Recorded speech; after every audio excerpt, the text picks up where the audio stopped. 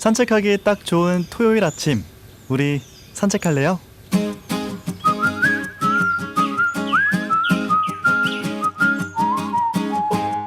흙탕물을 깨끗하게 만들기 위해서는 흙들을 건져낼 게 아니라 그곳에 깨끗한 물을 계속 부어줘야 합니다. 저는 우리가 가지고 있는 상처와 슬픔 또한 마찬가지가 아닐까 생각해 본 적이 있어요. 그리고 이 깨끗한 물은 나의 내면에서 길러내는 거지만 샘물이 마르지 않도록 하는 건 바깥의 누군가가 아닐까? 이런 생각 해봤습니다. 관심을 주고 손을 내밀고 또 애정을 건네고 조금씩 채워주는 거죠. 그렇게 다정한 마음은 나를 눈부신 세상으로 한 걸음 내딛게 만들어줍니다. 그러니까 나의 슬픔이라고 해서 온전히 홀로 감당할 게 아니라는 거죠. 당신을 사랑하고 있는 사람이 당신을 안아주기 위해서 다정히 다가가고 있을 수 있습니다. 이렇게 라디오를 사이에 두고 저도 관심과 애정으로 손을 한번 내밀어 볼게요. 우리 산책할래요가 다시 돌아오는 일주일 동안 안녕하셨나요? 이 안녕이라는 말 의례적이고 일상적인 인사지만 오늘은 마음을 다해서 여러분의 안부를 여쭤봅니다. 여러분과 함께하는 107번째 산책, 우리 산책할래요?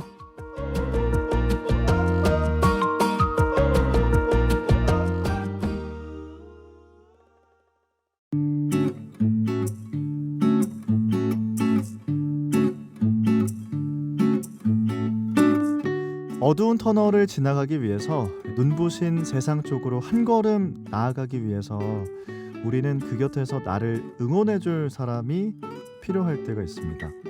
묵묵히 나를 바라봐주고 조용히 어루만져주고 다정하게 끌어안아줄 사람이요. 우리 모두는 그런 누군가가 필요하고 또 그 누군가가 되어주기도 합니다. 바로 지금 이 순간에도요.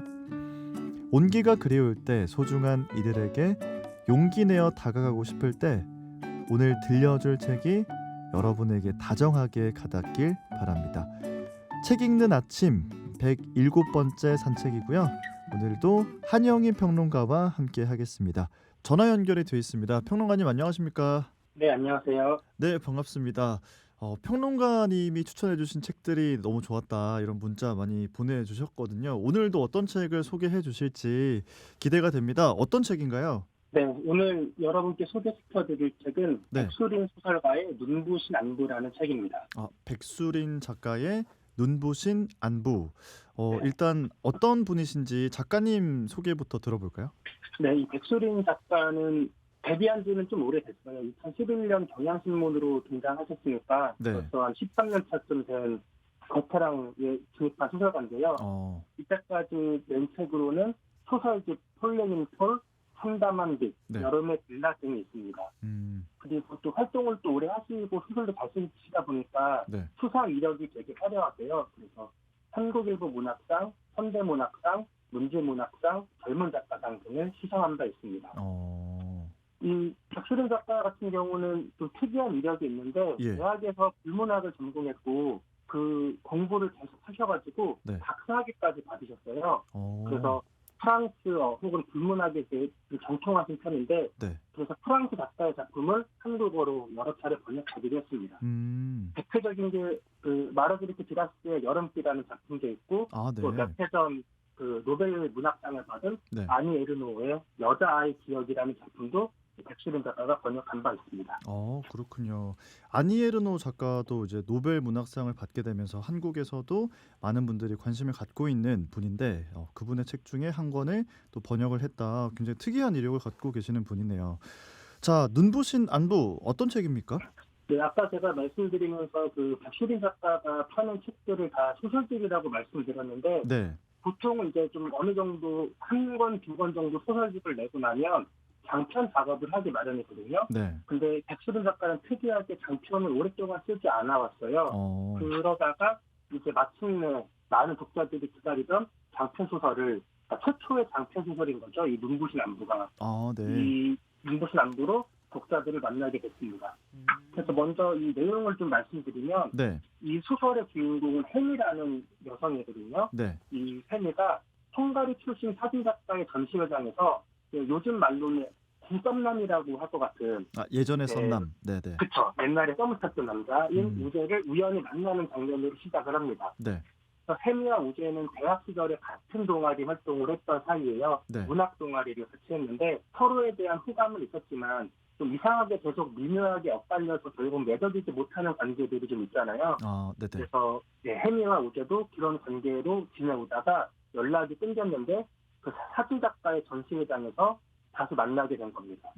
그리고 이제 우재는 이제 직업이 약사여서 네.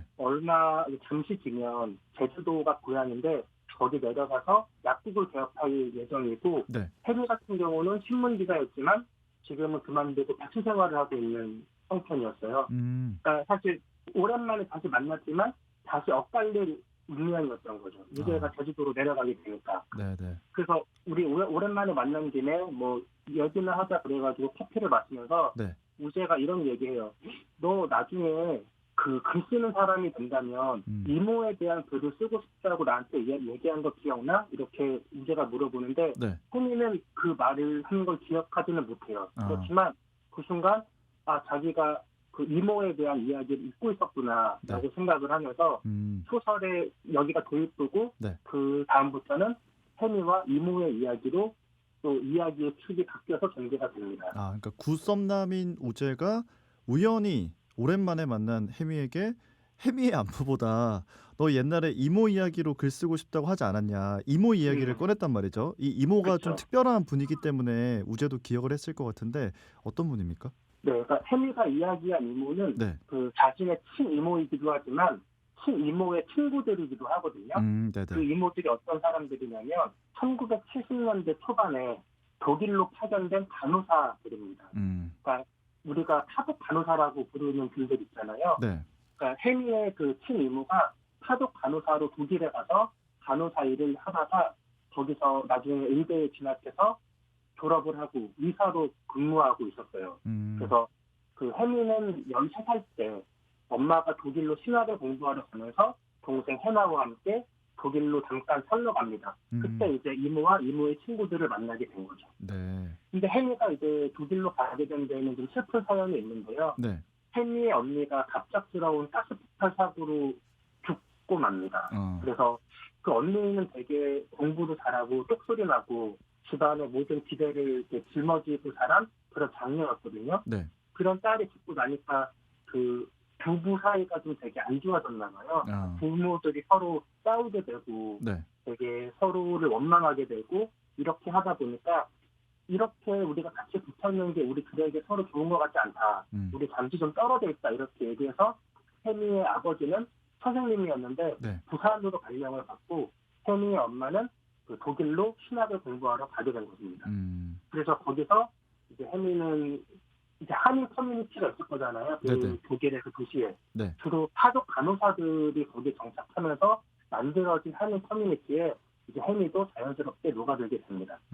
근데 13살이면 우리나라 학제로는 초등학교 6학년쯤 될 나이니까 네. 당연히 뭐 그때 독일말을 할 수 있는 형태는 아니었고 혜미가 독일 학교에 가면서 아이들과 친해지지 못하고 외톨이로 겉돌게 되는 거죠. 네. 그러다가 이모의 친구들의 자녀들인 그 제독, 그러니까 독일 2세라고 해야 될까요? 독일에서 태어난 한국 2세들 네. 아이들과 친해지게 됩니다. 이게 레나와 한슈라는 이름의 아이들인데요. 네. 그 사춘기를 앞둔 그 세 친구들이 아주 단짝처럼 어울려서 깊은 우정을 나눕니다. 근데 그 중에 한슈라는 친구가 네. 자기 엄마가 뇌종양을 앓고 있는데 지금도 기억을 잃어가고 있고 머지않아 돌아가실 것 같다 이런 얘기를 하면서 네. 엄마가 죽기 전에 엄마의 첫사랑을 찾아주고 싶다는 얘기를 해요. 그래서 그럼 네가 엄마한테 직접 물어보면 되지 않냐라고 하니까 무슨 이유인지 모르겠지만 엄마가 끝내 입을 열지 않는다고 우리가 직접 증거를 모아서 네. 이 엄마의 첫사랑을 한테 편지를 보내서 직접 일로 오게 하자고 이런 계획을 세우게 됩니다. 그래서 이 소설의 주요 서사는 이 혜미와 이 친구들이 이 참수의 엄마의 첫사랑을 찾는 이야기가 중심 이야기가 됩니다. 지금 뭐 이 이야기 들으면서 저는 영화 써니도 좀 기억이 나는 것 같고 거기서도 이제 막 첫사랑을 찾는 뭐 그런 플로우가 좀 있잖아요. 네네. 지금 오늘 소개해드리고 있는 책이 백수린 작가의 첫 번째 장편 소설 눈부신 안부라는 책인데 이 책도 지금 이야기 들으면서 너무 읽으면 재미가 있을 것 같아. 뭔가 좀 생각을 많이 하게 하는 책일 것 같다. 이런 생각이 들거든요. 계속해서 내용 좀 소개를 더 해주시죠. 네, 그래서 이 삼총사가 어떻게 정보를 얻느냐, 그러니까 한수의 엄마가 그 선자 이모라고 하는 사람으로 나오는데 그분이 계속 일기를 꾸준하게 쓰셨어요. 옛날부터 70년대부터. 네네. 그래서 그 일기장을 몰래 읽어보면 거기에 어떤 단서가 있지 않을까라는 생각에 그 일기장을 몰래 이렇게 관찰을 합니다. 그러다가 이제 혜미가 KH라는 이니셜을 발견하게 돼요. 네. 그래서 이게 아마 엄마의 첫사랑으로 짐작되는 사람 같다. 그래서 KH에 대한 정보를 우리가 더 모으면 마침내 엄마의 첫사랑을 찾을 수 있을 것 같다. 이렇게 막 들떠 있는 상태였는데 네. 그 정보가 너무 없잖아요. 손자 이모의 일기장만 갖고 뭔가를 찾아내기에는. 그렇죠. 그래서 그 당시 70년대부터 손자 이모와 교류했던 다른 이제 파독 간호사 이모들을 찾아다니면서 네. 손자 이모가 어떤 사람이었고 어떤 연애를 했는지 이런 것들을 좀 캐묻고 다니거든요. 네.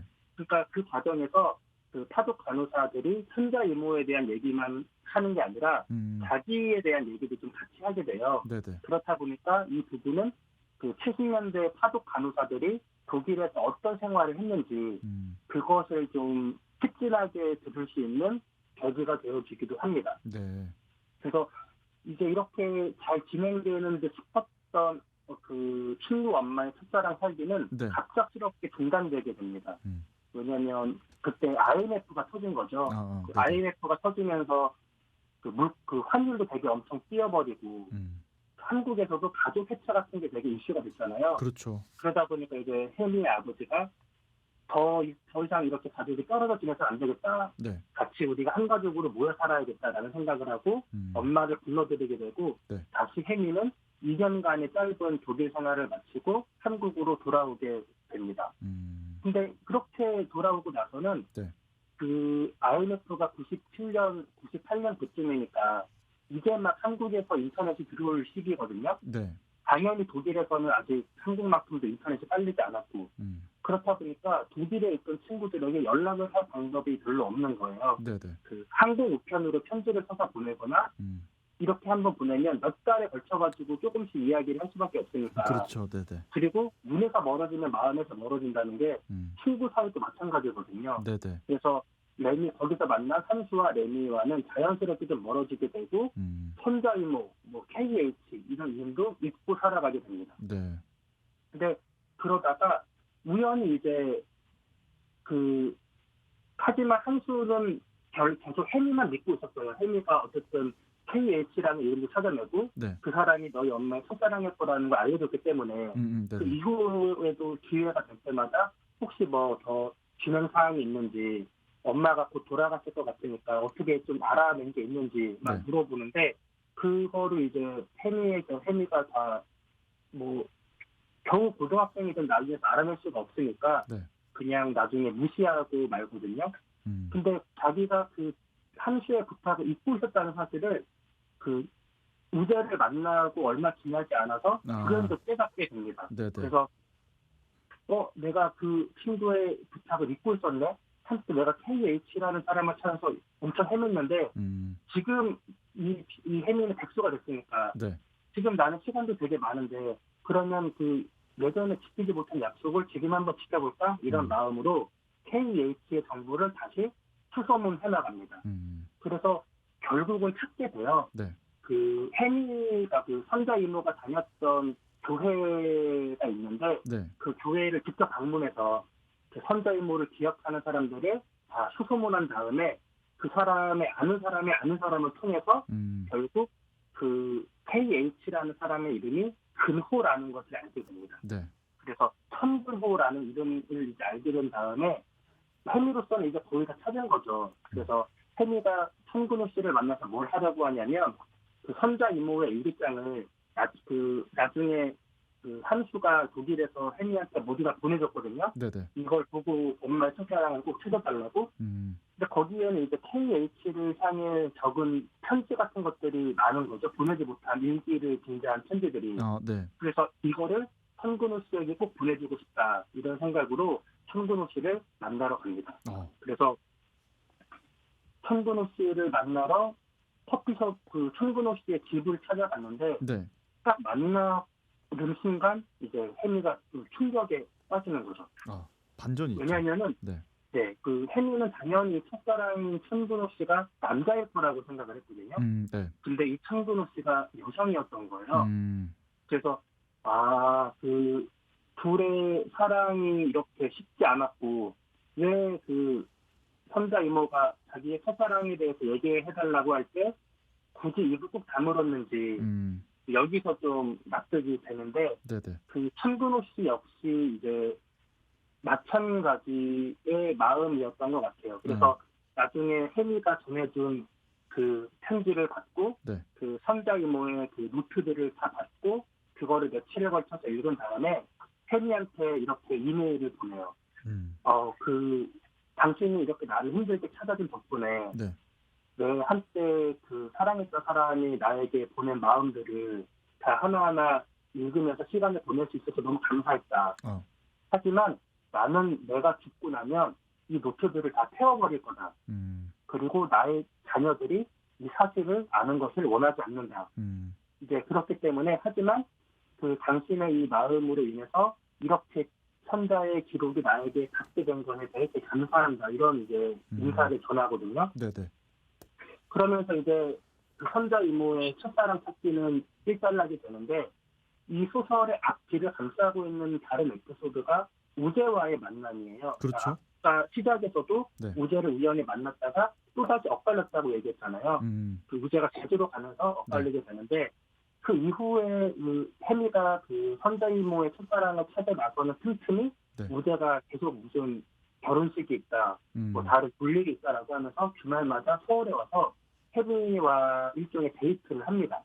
근데 이건 누가 봐도 뭐 정말 일이 있어서라기보다는 우재가 혜미를 향한 마음을 드러낸 건데 혜미는 이 사실을 이 우재의 마음을 좀 알면서도 용기를 내지 못해요. 그러니까 이 여러 가지 머뭇거림과 주저함이 그 혜미의 마음속에 뭔가 장벽처럼 남아 있었는데 이 첫사랑을 찾아주고 난 뒤에는 무언가 마음의 변화를 일으켜서 그동안 소극적으로 임했던 우재와의 관계를 더 적극적으로 진척시키기 위해 제주도로 떠납니다. 여기서 소설이 마무리가 됩니다. 네. 자, 이렇게 해서 오늘 백수린 작가님의 눈부신 안부 어떤 내용인지 이렇게 싹 정리를 해서 말씀을 드렸어요. 아마 이거 뭐 읽어보시면 재밌게 읽으실 분들이 참 많을 것 같은데 평론가님은 어떤 부분이 기억에 남으셨어요? 사실 이게 긴 장편 소설의 내용을 뼈대만 갖고 제가 말씀드렸기 때문에 그 작품 곳곳에 배치된 흥미로운 에피소드나 또 눈에 띄는 문구 같은 것들이 상당히 많이 있거든요. 그런 것들을 직접 책을 읽어보시면서 느껴보시면 좋을 것 같고 제가 생각하기에 이 책에서 좀 인상 깊었던 부분은 두 가지가 있는 것 같아요. 하나는 제주도 야자수에 관한 일화거든요. 이 책에는 이 일화가 두 번 반복돼요. 그 소설의 서두에 등장하고 마지막 결말 부분에 등장하고 있거든요. 그러니까 마치 이 소설의 처음과 끝을 이 제주도의 야자수 일화가 감싸 안고 있는 듯한 느낌을 주는데 그 야자수 일화는 다음과 같습니다. 예전에 대학생 초년 시절 때 혜미가 우재 고향인 제주도에 놀러 간 적이 있어요. 거기서 함께 우재가 길을 걷는데 혜미가 야자수를 보고 감탄한 거죠. 어떻게 여기는 이렇게 동남아도 아니고 하와이도 아닌데 야자수가 이렇게 많을 수 있지? 야자수가 있으니까 되게 이색적이고 기분이 좋다 이런 식으로 얘기를 하는데 우재가 그 혜미의 감탄을 듣고 이 야자수의 기원에 대해서 설명을 해줘요. 원래 제주도에는 야자수가 한 그루도 없었는데 자생하는 야자수는 없었던 거죠.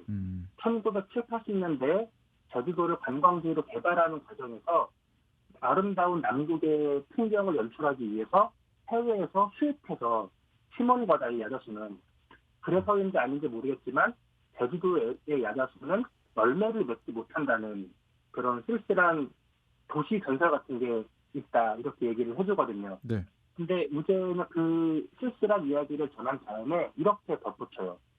그런 야자수들이 살아남아 이젠 제주의 일부가 되었으니 정말 아름다운 일이지. 그러니까 이 우재의 말이 저는 의미하는 바가 그 독일에 살았던 타도 간호사들, 그 독일 이모들의 삶을 저는 떠올리게 한다고 봤거든요. 네.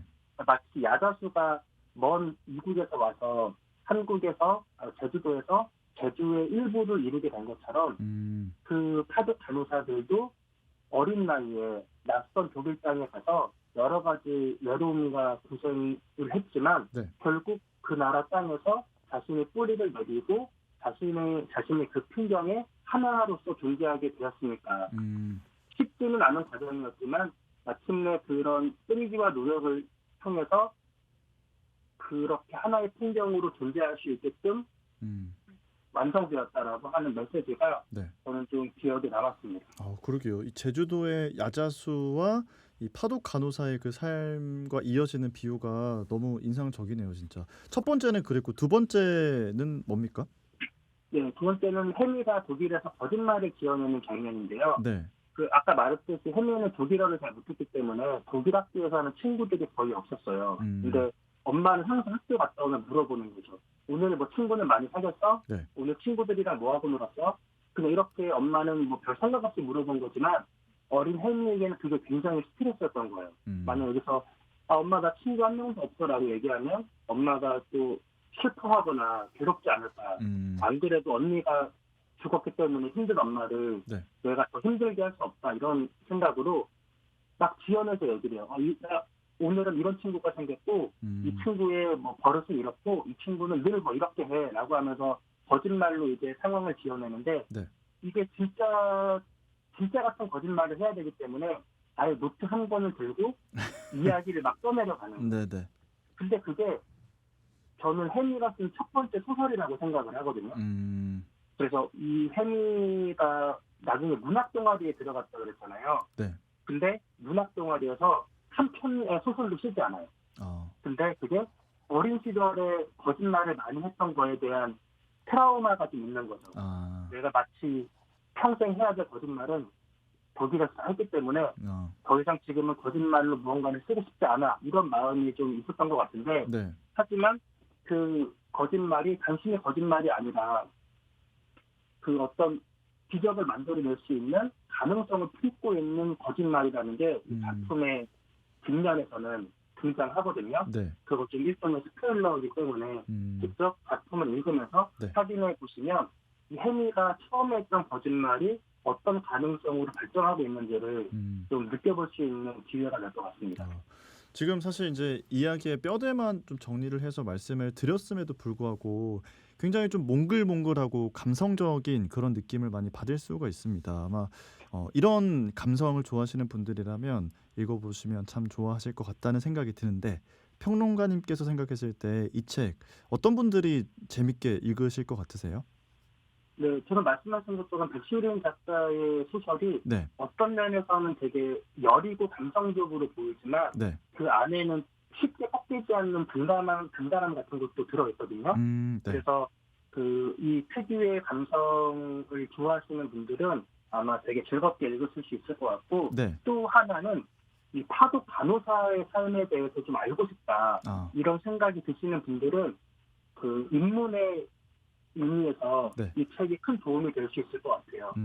실제로 그 남해에 가는 독일 마을이라고 있잖아요. 그렇죠, 그렇죠. 그게 아마 파독 간호사, 파독 간부들이 네. 나중에 은퇴 이후에 한국에 정착하면서 이제 만들어진 공간이라고 하는데 네. 거기가 되게 유명한 관광지라고 좀 들었거든요.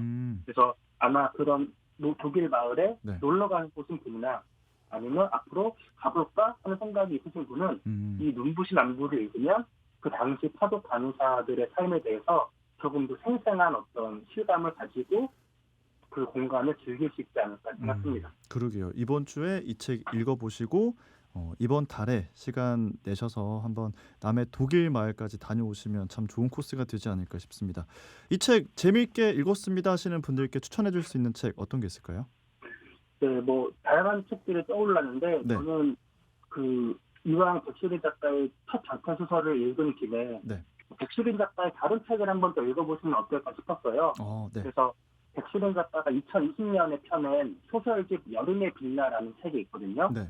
그래서 이 책에는 모두 8편의 소설이 실려 있는데 제 개인적으로 판단하기에는 개별 작품들의 완성도도 굉장히 뛰어나고 또 한 편 한 편 읽는 재미도 있더라고요. 네. 그래서 그 백수린 작가의 세계 문학 세계를 조금 더 깊이 접해보시라는 의미에서 네. 백수린 작가가 최근에 펴낸 이 여름의 빌라를 추천해드리고 싶습니다. 이건 단편인 거죠? 네, 단편 소설 8개가 묶여 있는 거예요. 네, 알겠습니다. 오늘 백수린 작가님의 눈부신 안부라는 책을 소개를 해드렸고 이 책도 재밌게 읽으셨다면 백수린 작가의 또 다른 소설집, 이건 단편입니다. 단편 8편이 모여있는 여름의 빌라도 한번 읽어보시면 참 좋겠다라는 말씀 전해드리면서 오늘 평론가님 여기서 보내드리겠습니다. 오늘 말씀 감사합니다. 네, 감사합니다. 우리 산책할래요 107번째 산책, 오늘 준비한 순서 여기까지입니다. 마지막 곡 롤러코스터의 힘을 내요 미스터 김 남겨놓고 인사드립니다. 저는 다음 주 108번째 산책길에서 먼저 기다리고 있을게요. 지금까지 아나운서 서정모였습니다. 여러분 고맙습니다.